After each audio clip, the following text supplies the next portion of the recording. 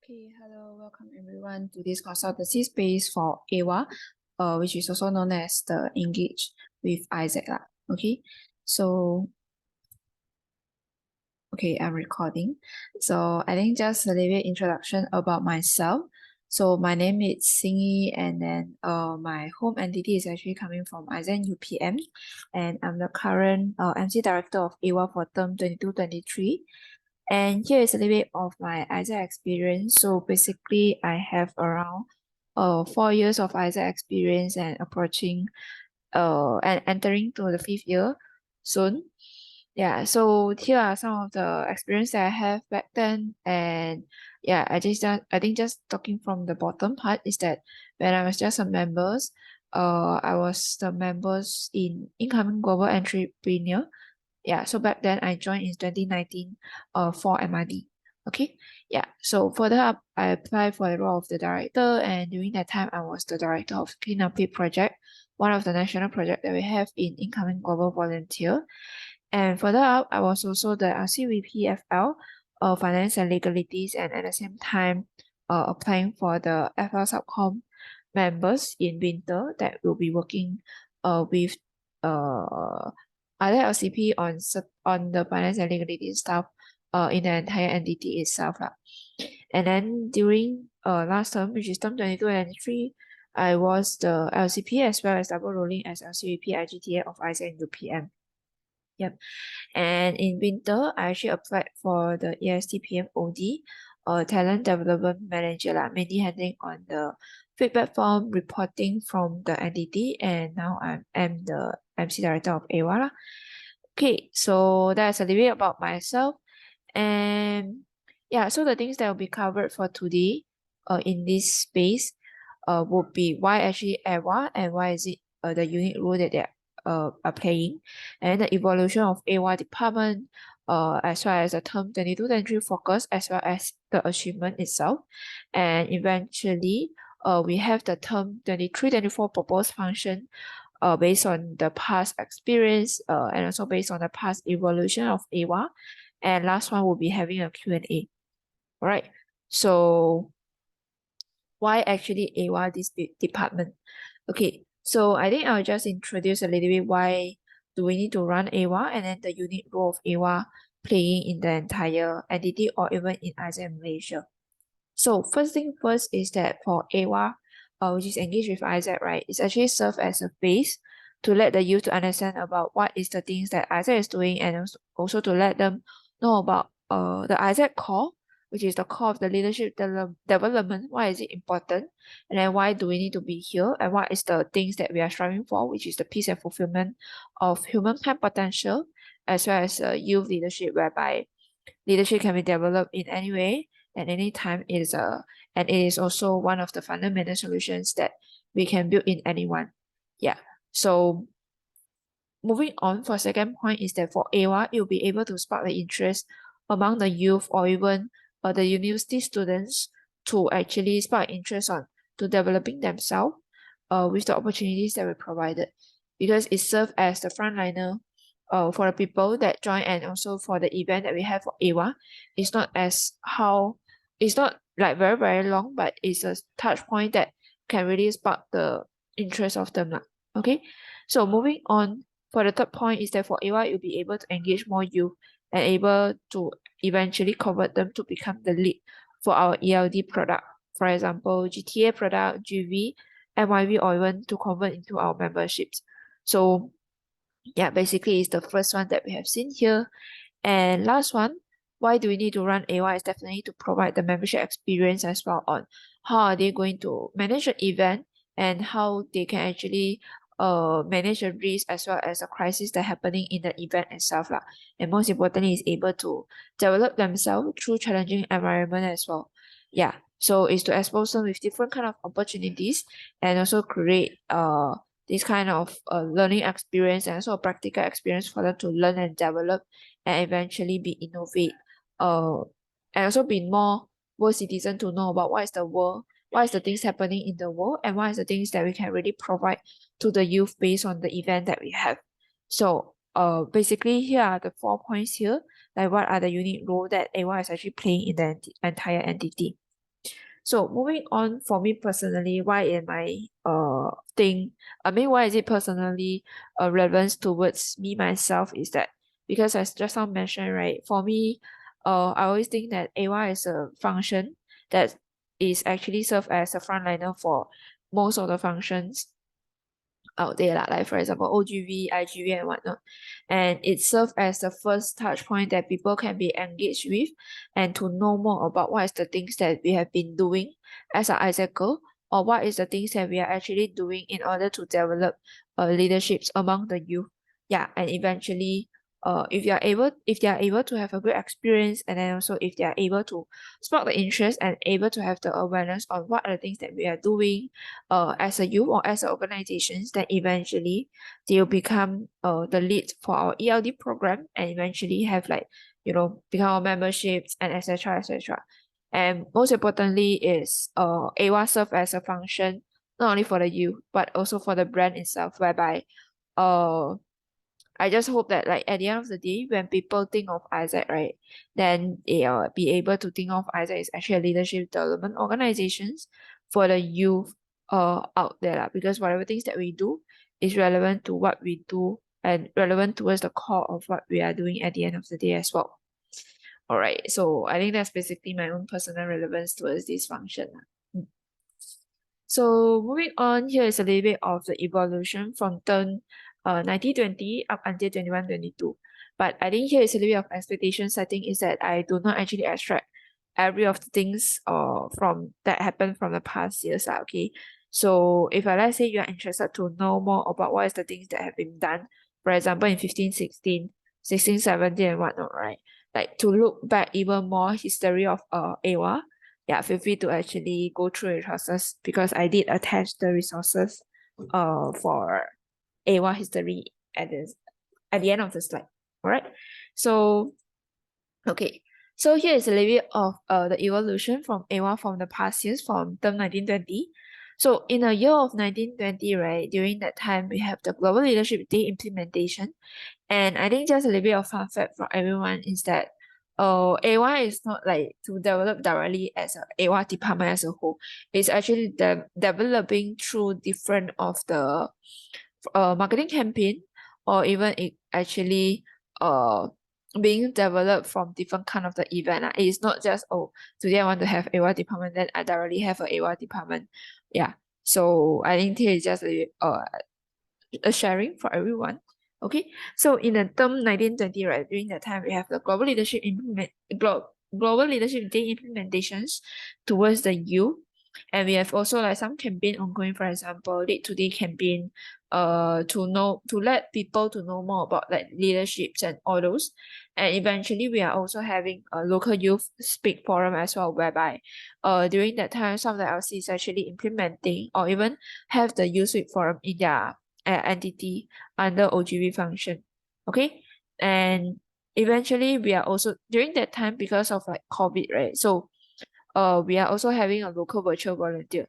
So I think just a little bit of fun fact is that we for LVV it is not a product, but instead is actually one of the initiative under EwA. Yeah, so during that time we have like a lot of things happening. For example, product building, SOP, standard creation for the LVV, because it's the first time that we have the LVV. So definitely we need to look into a lot of the standards and a lot of the SOP in order for us to still ensure our brand is still there, and also still able to ensure that the brand credibility as well. And eventually is MC attraction internally as well for our own youth. And also we have actually attract some of the international volunteers, whereby initially they should be joining the GV lah. Okay, yeah, so at the end they just convert to become the LVP lah. Yeah, so moving on with the term 2021, we have local Youth Week Forum as well ongoing, and at the same time we have the National Youth Week Forum as well. But I think during that time we wouldn't be able to carry out the National Youth Week Forum is because of the manpower as well as the timeline constraint everything, and then eventually we do not able to actually carry out a National Youth Week Forum. And during that time it's also the first time that we have this bite-sized leadership campaign, whereby it's also one of the campaign that, because during that time it's also still in COVID, right? So everything is in virtual, And I think also another things to look into is because during that time, a lot of the youth or a lot of the issues that happening around whereby youth do not equip with the sufficient knowledge or sufficient skills to actually like build themselves before they actually go into the working force. So I think one of the things that this bite-sized leadership campaign that actually works well is that invite a lot of like corporate leaders or invite a lot of like externals to actually have a space, or even like to have like different kind of initiative to engage with our youth itself lah. So during that time it's quite successful as well lah. And eventually we are still ongoing for our local virtual volunteer, but this time we have the revamping of the business model to make it more innovating, and then also to make it more standing out in among the initiative that we have. And definitely we also look into SOP standards as well as the CIM tracker revisions in order for us to have like the quality and also the quality delivering to the stakeholders that we have. And MC and LC attraction externally, and eventually the standards delivery improvement as well. Yeah, because of we already have been the one-time experience, so definitely we need to improve the standard delivery in order for the youth to have the quality experience as well at the end. So further up for term 21-22, which is last term, not last term, but second last term, you have like the bite-sized leadership MC and LC portfolio innovation, but we actually got cancelled for this event. Basically, it's actually a national campaign or national portfolio, but because of like manpower issue, right, we wouldn't be able to work it out or even have to continue this initiative and this innovation. And with that, we actually cancel out the innovation itself, and we are still ongoing for local youth week forum for some of the entities to run, and eventually it becomes the Malaysian youth volunteer from local virtual volunteer, whereby we'll be having hybrid event, and some of the in order for us to like before everything going to physical. Yeah, because everything already been through virtual, right? So definitely we need to have like some physical touch point to slowly bring back the physical accents, as well as in the future for GV to come back as well. And we have the business model revamping for the product, and as what I mentioned, we have the hybrid project piloting for some of the LCs, and then also operation upscaling as well, in order for us to have like the better delivery, as well as for our membership to have the better competence in running for the campaigns, in running for the event. And I think just a little bit of fun fact is that during this term, MC term, right, we actually have EwA bidding for the LC that like which tier or even which grouping that actually would like to actually go on to. For example, back then my LC is actually bid for high priorities. So for high priorities is I want to run a 2-week campaign, 2-week event in my entity, something like that. So I think one of the reasons why we want to have that is because we have our in order for us to actually better group for our LC, for the LC itself, and also at the same time able to provide the quality event delivery to that actually handled by different of the LC itself lah. So that's why we have the theory. But at the end of the day, we wouldn't be able to like carry out further or even like have any other further implementation, is because of like we are actually cancelled off because we have like limited manpower as well in terms of EwA, that we couldn't recruit people. And yeah, I think as of the term 2022, that time, right, we actually have like around 5.5k people attended with the event that we have, and also more than 100 people that actually converted into the lead, which is for our ELD product, for example, GV, GTA, and etc. All right, so this one is actually as of the data as of as of the year of 2022. I'm so sorry about that. And so after knowing about the evolution from the term or from the year of 2019, right? So what about 22-23, right? Which is a term right now. So further up, I will actually share a little bit on what is the things happen in 2022-23. Yeah, so here are the winter focus that we have, and it's under the MCEB OGX. So during that time is because for the MC team is actually having a limited people, and EwA is actually one of the functions that pop under OGX department. So that's why there's only one strategy being come out here. I mean, for EwA is only just one of the tactics that under these strategies itself. So we have this operational strategy, meaning is to build the marketers to deliver right content to the right customer, as well as the right market itself, definitely. And the MOS itself is to convert the percentage of lead to apply, and then also processing time from lead to apply as well. Yeah, so I think the things that only working out for the EwA part, EwA in the term 22-23 in winter that time is only the EwA framework innovation, where we get to downskill the EwA audit to the members or towards the EwA commission, as well as initially we're planning to have like the ELD and EwA lead initiative, but we couldn't be able to work it out because yeah, again, we're lacking of the manpower to actually execute everything under the function as well. But I think the things that we did and we have managed to actually do so is actually the EwA audit that we get to downskill. But I think further up in the things that we can actually do more is to revise on the criteria that whether or not it's still suitable, or whether or not how can we still innovate into something better and able to ensure the quality of the event being carried out as well. So this is basically it for the winter focus. And yeah, here are some of the goals achieved during winter term, whereby we'll be having 900 over people engaged, and also 700 over people to actually completed, meaning to say they complete their experience. All right, I mean they join in until the end and they completed their experience by filling out the form. And lastly, we have 31 people that actually converted into AIESEC initiative. So total up itself, we have around 7,000 or even 6,000 plus of the people that get to be impacted, and then also 100 over people to actually get to convert into the AIESEC initiative itself. Alright, so that is basically it for the winter 2020, 22-23. So in summer wise as well, in summer wise itself, I'm actually the focus is actually all under myself.